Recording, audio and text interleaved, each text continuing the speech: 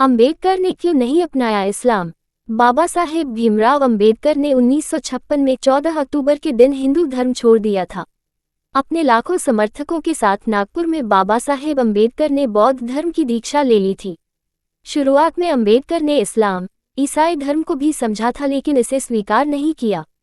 आइए आज जानते हैं 1956 के इसी किस्से को गहराई से। 1935 में अंबेडकर ने किया था धर्म बदलने का ऐलान। 1935 में नासिक जिले के येवला में दलित वर्ग सम्मेलन में भीमराव अंबेडकर ने घोषणा की कि मेरा जन्म एक हिंदू के रूप में हुआ है, लेकिन मैं एक हिंदू के रूप में मरूंगा नहीं।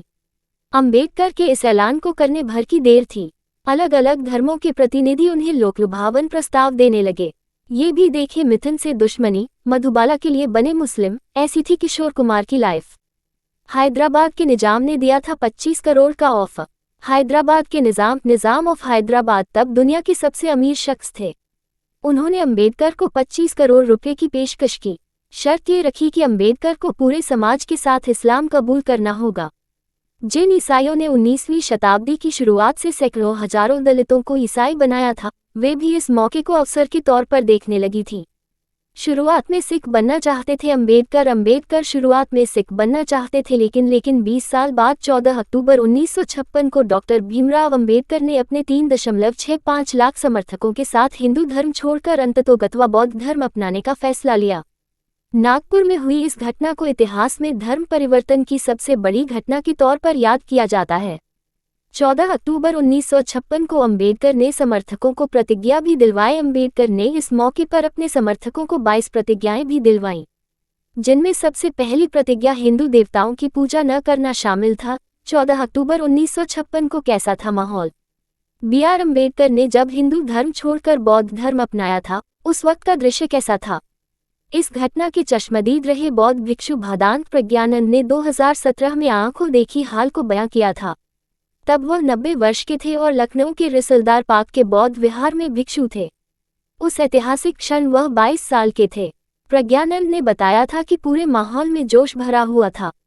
अक्टूबर 1956 में नागपुर में दीक्षा भूमि में बाबा साहेब भीमराव अंबेडकर के आध्यात्मिक बदलाव को देखने के लिए लगभग 5 लाख लोग इकट्ठा हुए थे। तब तक अंबेडकर राजनीति से विदा हो चुके थे। प्रज्ञानंद ने तब भदंत चंद्रमणि महाथेरो की सहायता की थी, जिन्होंने औपचारिक रूप से बाबा साहेब अंबेडकर को बौद्ध धर्म में शामिल किया था। तब वहां अंबेडकर की पत्नी सविता भी मौजूद थी। बौद्ध भिक्षु ने कहा कि बाबा साहेब समारोह में पूरी तरह से तल्लीन थे और ऐसा लग रहा था कि उनका बाहरी दुनिया से कोई संबंध नहीं था। अंबेडकर ने झेला था उत्पीड़न का लंबा दौर। अंबेडकर के ऐसा करने के पीछे उत्पीड़न का वह इतिहास था जिसे वह जन्म के बाद से ही झेलते आए थे। परिवार ने तो इसे जैसे तैसे स्वीकार कर लिया था, लेकिन वह इसे स्वीकार नहीं कर सके। ऐसी ही एक घटना उन्होंने तब झेली जब वह दुनिया को समझ ही रहे थे। तब बाल अंबेडकर के पिता रामजी सकपाल की फौजी सेवा खत्म हो गई थी। रामजी अपनी पत्नी और बालक भीम के साथ महू छोड़कर देश के पश्चिमी समुद्र किनारे पर कोंकण क्षेत्र में दापोली कस्बे में लौट आए। दापोली में ही भीम की प्राथमिक शिक्षा शुरू हुई। पिता से मिलने जाते वक्त हुआ भेदभाव। पिता रामजी सैनिक प्रवृत्ति के थे। निष्क्रिय बैठना मुश्किल था, सो मिलिट्री क्वार्टर सतारा में भर्ती हो गए। परिवार भी सतारा आ गया। सतारा में स्कूली शिक्षा पूरी हुई। इसी वक्त गर्मी की छुट्टियां पड़ी। भीम अपने बड़े भाई और नन्हे भतीजे के साथ पिताजी से मिलने निकले। मसूर स्टेशन पर उन्हें लेने पिताजी आने वाले थे, लेकिन पिताजी को वक्त पर जानकारी न मिली, इसलिए वे आ न सके। किसी तरह स्टेशन मास्टर से कह सुनकर एक बैलगाड़ी किराए पर ली और गोरेगांव की ओर बढ़ गए। ये भी देखें जिनकी उंगली पकड़कर चले मुलायम कैसे थे वो लोहिया। स्टालिन की बेटी ने क्यों की थी मिन्नतें? रास्ते में बैलगाड़ी हाँकने वाले ने इनसे पूछताछ की। गाड़ी वाला सवर्ण जाति का था। जैसे ही उसे पता चला कि ये सभी महार जाति के हैं, उसने इन्हें बुरी तरह फटकारा। बैलगाड़ी से बैलों के हटा दिया और पीछे का हिस्सा धम्म से जमीन पर आ गिरा। भीम, भाई और भतीजा धूल में आ गिरे। दोगुने किराए पर वह सहमत हुआ, लेकिन बैलगाड़ी चलानी पड़ी। बड़े भाई को बैलगाड़ी वाला पीछे पीछे चलता रहा। ऐसे अनगिनत किस्से अंबेडकर के बचपन, किशोर और जवानी की अवस्था से जुड़े हुए हैं, जब उन्होंने जातीय व्यवस्था का दंश झेला था।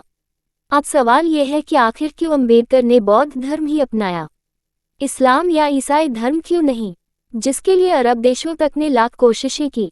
अंबेडकर ने इसके पीछे जो तर्क किया था वो ये था कि बुद्ध को जो बाकियों से अलग करता है वह आत्मत्याग है। पूरी बाइबल में यीशु इस बात पर जोर देते हैं कि वह परमेश्वर के पुत्र हैं और अगर वे लोग जो परमेश्वर के राज्य में प्रवेश करना चाहते हैं और उन्हें परमेश्वर के पुत्र के तौर पर नहीं मानेंगे, वे नाकाम हो जाएंगे।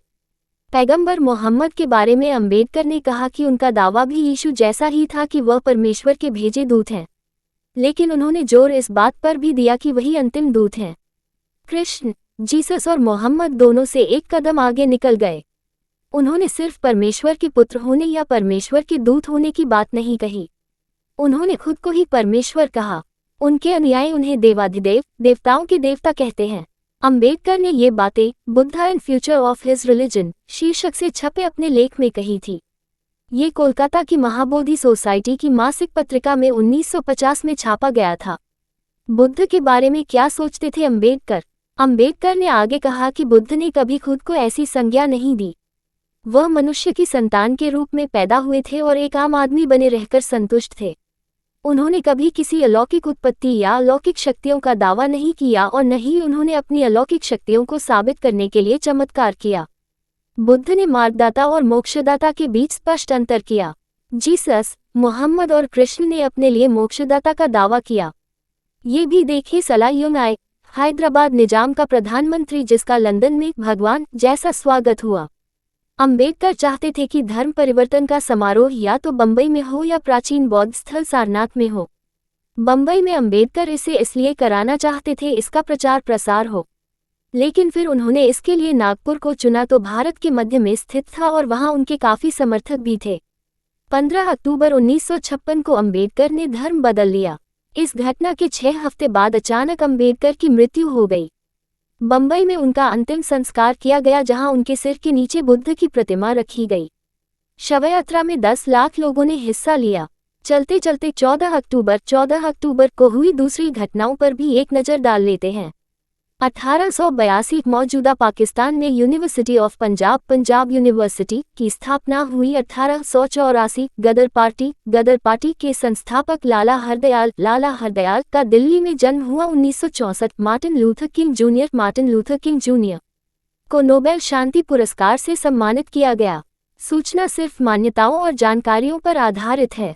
यहाँ ये बताना जरूरी है कि यह मेरा वीडियो किसी भी तरह की मान्यता, जानकारी की पुष्टि नहीं करता है। किसी भी जानकारी या मान्यता को अमल में लाने से पहले संबंधित विशेषज्ञ से सलाह लें। धन्यवाद।